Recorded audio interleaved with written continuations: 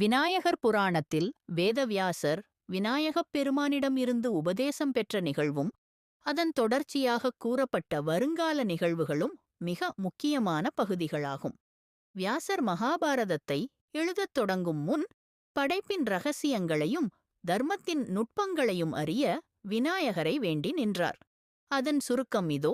வியாசர் பெற்ற உபதேசம். மகாபாரதத்தை எழுதத் தொடங்குவதற்கு முன்பாக வியாசர் ஒரு கடினமான நிபந்தனையுடன் விநாயகரை அணுகினார்.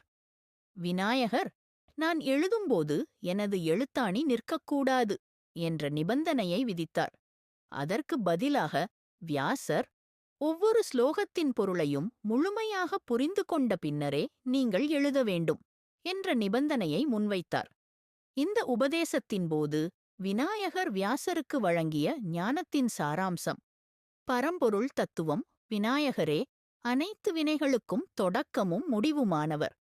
படைப்பு, காப்பு, அழிப்பு ஆகிய முத்தொழில்களுக்கும் அவரே மூலகர்த்தா என்ற ரகசியத்தை உபதேசித்தார். தர்மத்தின் வழி. எத்தகைய துன்பம் வரினும் தர்மத்தின் பாதை மாறாமல் இருப்பதன் அவசியத்தை விளக்கி மகாபாரதத்தின் மையக்கருவான தர்மமே வெல்லும் என்ற உண்மையை அவருக்கு உணர்த்தினார். வருங்கால நடப்பு, கலியுகக் கொடுமைகள். விநாயகர் வியாசருக்கு உபதேசம் செய்தபோது வரும் காலத்தில், கலியுகத்தில் உலகம் எப்படியிருக்கும் என்பதையும் விரிவாகக் கூறினார். விநாயகர் புராணத்தின்படி வருங்கால மாற்றங்கள்: பக்தி குறைதல். மக்கள் இறை நம்பிக்கையை விட பொருள், செல்வம் தேடுவதிலேயே அதிக ஆர்வம் காட்டுவர். வேள்விகளும் தான தர்மங்களும் குறையும். ஒழுக்க வீழ்ச்சி. பெரியோர்களுக்கு மதிப்பளித்தல், குருசீடன் உறவு ஆகியவற்றில் விரிசல் ஏற்படும். வாய்மை என்பது அரிதான ஒன்றாகிவிடும். இயற்கை மாற்றங்கள். காலத்தே மழை பெய்யாது. பூமி தனது வளத்தை இழக்கும். மிகக் குறைந்த வயதிலேயே மக்கள் முதுமையை அடைவார்கள். விநாயகர் வழிபாடு.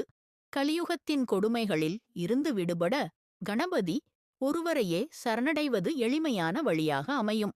விநாயகரை துதிப்பவர்களுக்கு கிரகங்களின் தோஷமோ கலியின் பாதிப்போ இருக்காது. முக்கிய நிகழ்வு. இந்த உபதேசத்தின் போதுதான் தனது தந்தத்தால் பாரதத்தை எழுதிய விநாயகர் வியாசருக்கு பல நுணுக்கமான தத்துவங்களை உபதேசித்து அவரை புராணங்களின் தந்தையாக மாற்றினார்.